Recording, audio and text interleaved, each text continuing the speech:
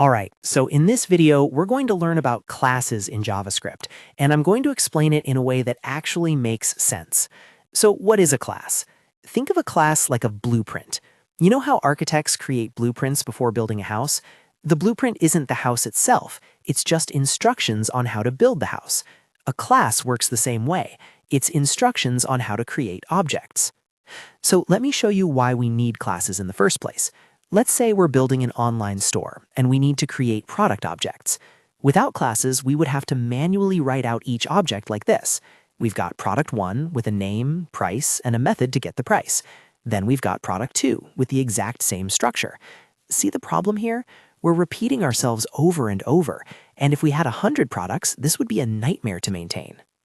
This is where classes come in to save the day.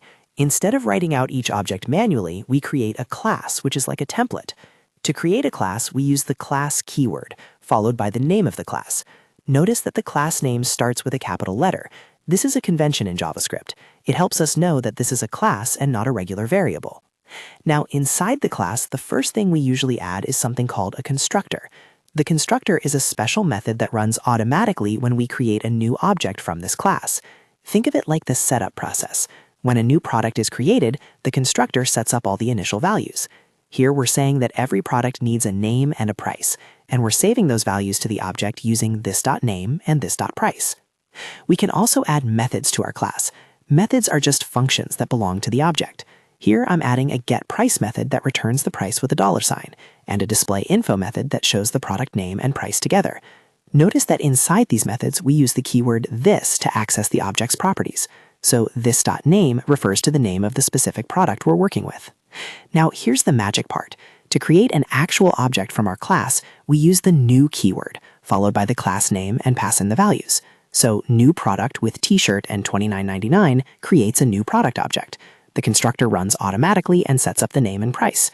We can create as many products as we want using this same class, and each product has access to all the methods we defined. This is so much cleaner than writing out each object manually. And check this out. Now we can easily create an array of products. Each one is created using our product class, and they all have the same structure and methods. We can loop through them and call displayInfo on each one. Imagine trying to do this without classes.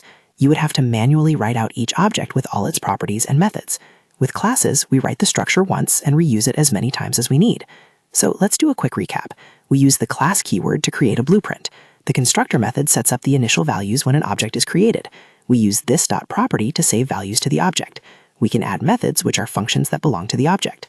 And we use the new keyword to create actual objects from our class. That's the basics of classes. Write the structure once and reuse it as many times as we need. In the next video, we're going to learn about inheritance, which lets us create classes that build on top of other classes.